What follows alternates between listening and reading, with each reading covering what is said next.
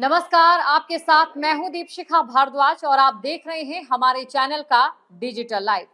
बात करेंगे छांगुर के बारे में और छांगुर के कैसे सीक्रेट एजेंट के बारे में जो धर्मांतरण का पूरा खेल चला रहा था। आपको बताएंगे कि कैसा सिंडिकेट, जिस सिंडिकेट के जरिए हिंदू लड़कियों को निशाने पर लिया जा रहा था, ये सिंडिकेट काम कैसे करता था, कैसे सोशल मीडिया प्लेटफॉर्म के जरिए ये उन लड़कियों तक पहुंचता था और उन्हें अपना शिकार बनाता था। हर एक पहलू पर हम आपको हर एक जानकारी देंगे, लेकिन उससे पहले आपको ये भी बता देते हैं कि इस दौरान कई अफसरों के नाम भी सामने आ गए हैं। सूत्रों के हवाले से छांगुर के धर्मांतरण के खेल में 4 अफसरों के नाम सामने आए हैं, जिनका खुलासा जल्द ही ईटीएस की ओर से किया जाएगा। और इसी के साथ अब बात कर लेते हैं उस सिंडिकेट की जिसके जरिए लड़कियों को फंसाने का पूरा ताना बाना बुना जाता था। आपको ये जानकारी दे दें, धर्मांतरण का खेल तो छांगुर कर ही रहा था।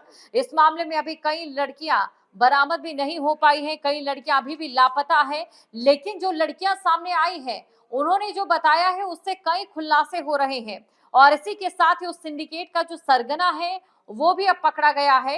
एक एक कर सबसे पहले आपको बताते हैं कि कैसे धर्मांतरण का ये गंदा खेल खेला जा रहा था और कैसे ये सिंडिकेट काम करता था।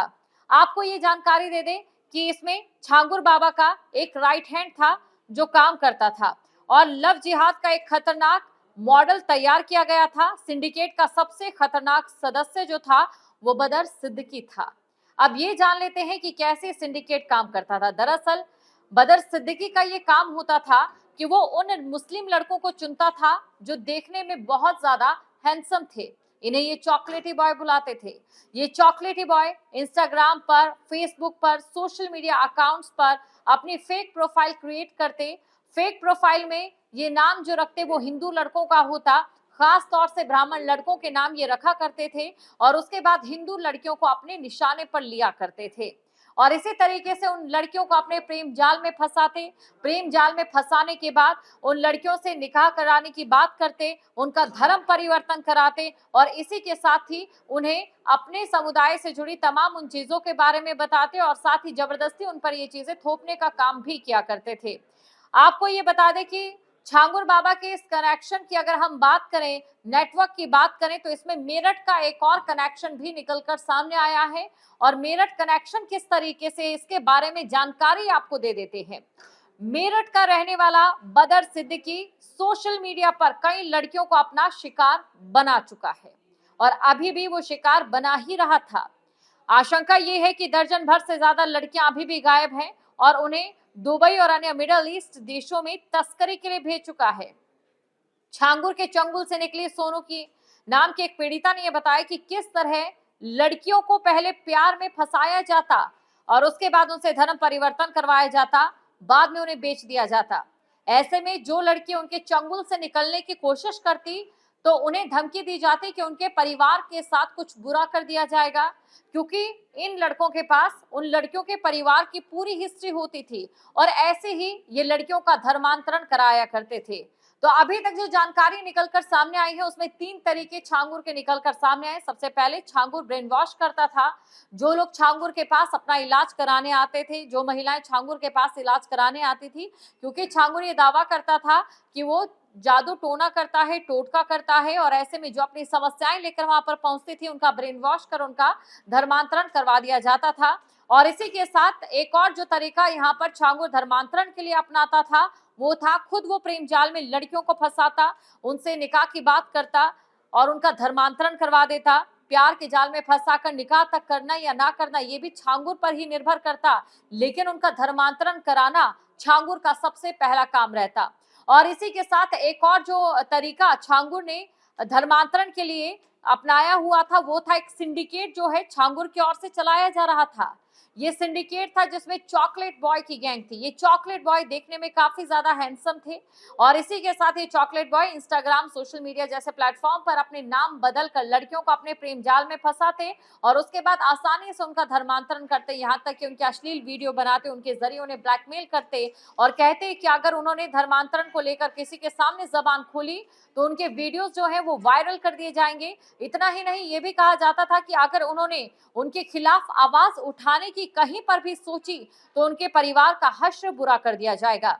इसी के साथ आपको ये भी बताते हैं कि सिर्फ यही नहीं, और भी कई खुलासे जो हैं वो सामने आ रहे हैं। वहीं छांगुर की ओर से खतरनाक मॉडल का एक और खुलासा हुआ है, और ये जो खतरनाक मॉडल है वो लव जिहाद ब्रिगेड का था। यहाँ पर जो है छांगुर की ओर से कोशिश की जाती थी कि इन लड़कियों से पैसे भी वसूले जाए, और साथ ही साथ इन लड़कियों के जरिए दूसरी लड़कियों तक पहुंचने का एक नेटवर्क भी बनाया जाए।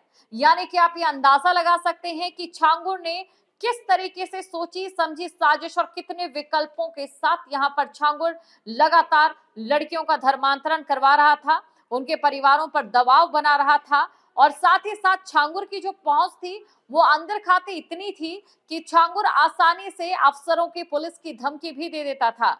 एक बात सूत्रों के हवाले से ये भी निकलकर सामने आई है कि जो छांगुर की बात नहीं मानते थे, उनकी ओर से, छांगुर के गुर्गों की ओर से कहा जाता था कि उन पे झूठे केस में फंसा दिया जाएगा, और ऐसा तभी हो सकता है कि जब उनकी अंदर तक साठगांठ हो। और इन कनेक्शंस की भी जांच अभी टीम की ओर से की जा रही है। जांच टीम जो खुलासे कर रही है उसमें कई चीजें निकलकर सामने आ रही है।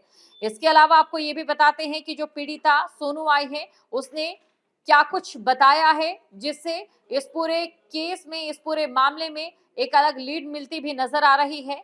सोनू की आपबीती ने एटीएस के सामने नए दरवाजे खोल कर रख दिए हैं।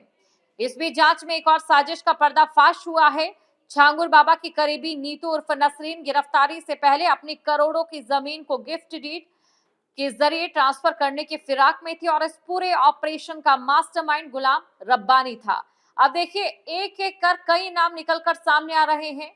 जो कनेक्शन है, जो नेटवर्क है, वो कितना बड़ा था, आप अंदाजा लगा सकते हैं कि जब तक छांगुर के दोस्त की ओर से ही खुद इसकी शिकायत नहीं की जाती है, तब तक किसी को कानो कान खबर नहीं थी कि धर्मांतरण का एक खेल ऐसा भी चल रहा है जो अंदर ही अंदर भारत की जड़ें कमजोर करने का काम कर रहा था।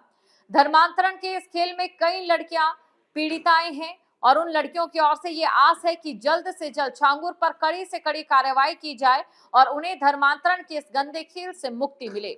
वहीं आपको ये भी बता दें कि जिन लड़कियों ने घर वापसी की है अपने धर्म में, उनको अभी भी सऊदी अरब और इंटरनेशनल नंबर से कॉल आकर धमकियां दी जा रही है। और ऐसे में जो जांच टीमें हैं वो इस बात की भी जांच करने में जुटी हुई है कि आखिरकार इंटरनेशनल जो कॉल्स आ रहे हैं वो कौन कर रहा है, और आखिरकार इंटरनेशनल स्तर पर अगर हम बात करें तो जो छांगुर का नेटवर्क था वो कितना बड़ा था। अब देखने वाली बात ये रहती है कि लगातार जो नए खुलासे हो रहे हैं, नित नए जो खुलासे हो रहे हैं, इन खुलासों में अभी कब तक एटीएस की ओर से, ईडी की ओर से या बाकी जांच टीमों की ओर से कड़ी कार्रवाई करते हुए छांगुर के पूरे नेटवर्क का पर्दाफाश होता है। क्योंकि अभी तक जो अनुमान लगाया जा रहा है वो ये कि छांगुर के अभी शुरुआती नेटवर्क की बात करें तो उसमें कुछ ही नाम उजागर हो रहे हैं, लेकिन छांगुर अंतर्राज्यों के साथ साथ एक इंटरनेशनल तौर पर भी कहीं ना कहीं लड़कियों के धर्मांतरण से जुड़ा हुआ है। जहाँ भक्ति है हर शब्द में, कथाओं में छिपे हैं दिव्य रहस्य, और ज्योतिष देता है जीवन को दिशा। धर्म से जुड़ी हर बातों को जानने के लिए हमारे चैनल स्तुति को सब्सक्राइब करें। चैनल पर जाने के लिए इस लिंक पर क्लिक करें।